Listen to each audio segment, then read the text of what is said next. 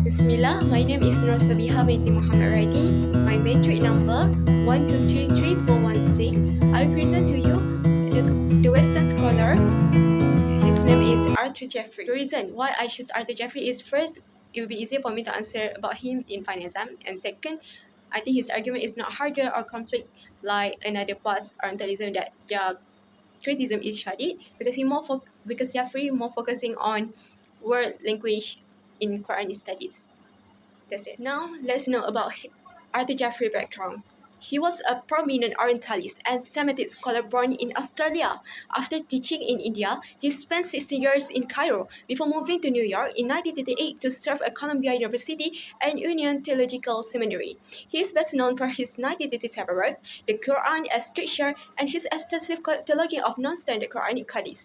While his research provides a significant index for Western academia, it sparked intense debate by prioritizing variant report over established Islamic traditions. Jeffrey passed away in 1959, leaving behind academic legacy and remains central to modern discussion on Quranic history. Publication. Jeffrey produced four landmark publications of books that shaped Western study of the Quran. His work, The Foreign Vocabulary of the Quran, established a key reference for linguistic origins, while material for the history of the text of the Quran compiled variant readings from non-Osmanic hadiths for research. Additionally, the Quran as scripture explored the text nature through comparative linguistics, and the Quran selected surah offer a chronological translation to highlight the historical context of the revelation. Beyond his own author books, Jeffrey also produced critical edited work of classical texts. These include Kitab al-Masahif, an edited manuscript of Ibn Abi Dawud's work, which is crucial for analyzing pre-Osmanical textual structure. And then Muqaddimatan fi Ulum al-Quran, a meticulous edition featuring the prefaces to two classical tafsir work, Kitab al-Mabani and al-Muharrir al-Wajiz. Jeffrey article, The Mystic Letter of the Quran, which examines the function of the Muqatta'at letters found at the beginning of certain surah. Additionally, he conducted research titled Progress in the Study of the Quran's Text, which reviewed the evolution of Quranic textual study within both Islamic and Western tradition, while also highlight his collaboration with German scholars. He also produced several supplementary essays focusing on philological analysis and include studies on verse allegedly to be missing and examination of variant in Surah Al-Fatiha, which were subsequently compared against the text receptors. Overall, through this book, edited volumes, and article, Jeffrey established an extensive body of academic work, although his methodology has frequently been subjected to debate due to his prioritized reading and established Islamic traditions. Jeffrey also present his own critics. Okay, so he challenged traditional Islamic perspective on the Quran through three primary arguments. First, he attempted to undermine the Quran's status as divine revelation by arguing its vocabulary was heavily influenced by external languages, aiming to foster skepticism regarding its absolute divinity. Furthermore, Jeffrey challenged the authenticity of the standard Uthmanic canon by highlighting non-canonical variants, asserting that traditional account of textual preservation were flawed.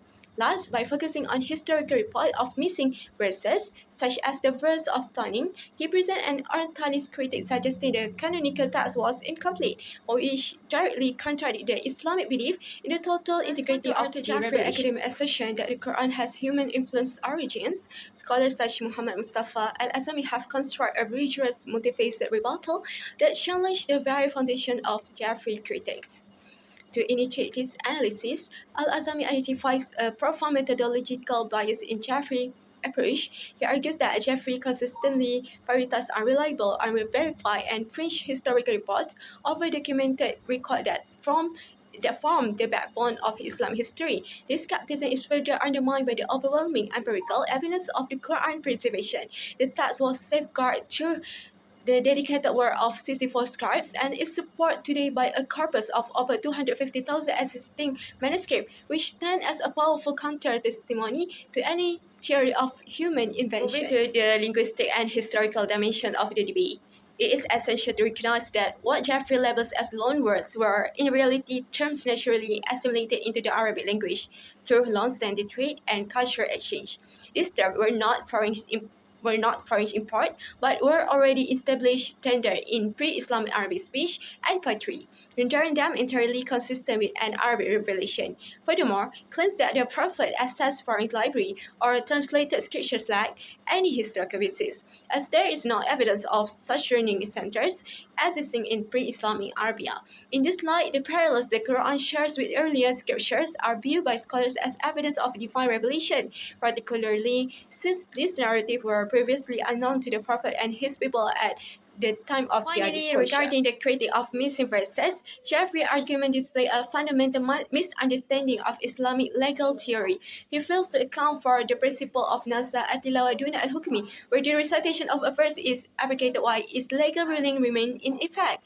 Historical accounts such as those found in Sahih al-Bukhari confirm the revelation of the stunning verse and validate Khalid Umar prophesied that skeptics would later mischaracterize it as missing. Consequently, Al-Azami concludes that Jeffrey's work is marked by scholarly negligence as he bypassed the established Islamic critical method, the rigorous standard Muslim scholarly use to distinguish authentic tradition from fabrications. He only accepting report when they align with his predetermined agenda. See, is he doing by his own self on making it look bad that clearly cannot be accepted or authorized forever in our Islamic methodology? We got to realize that Aryan has did no job in Islamic studies, but doesn't mean we can just accept what he said. So we need to filter what they say and reprimand what is wrong and correct them back. We also can we can open new knowledge about languages in the Quran with correct details and correct answer so they can not critique us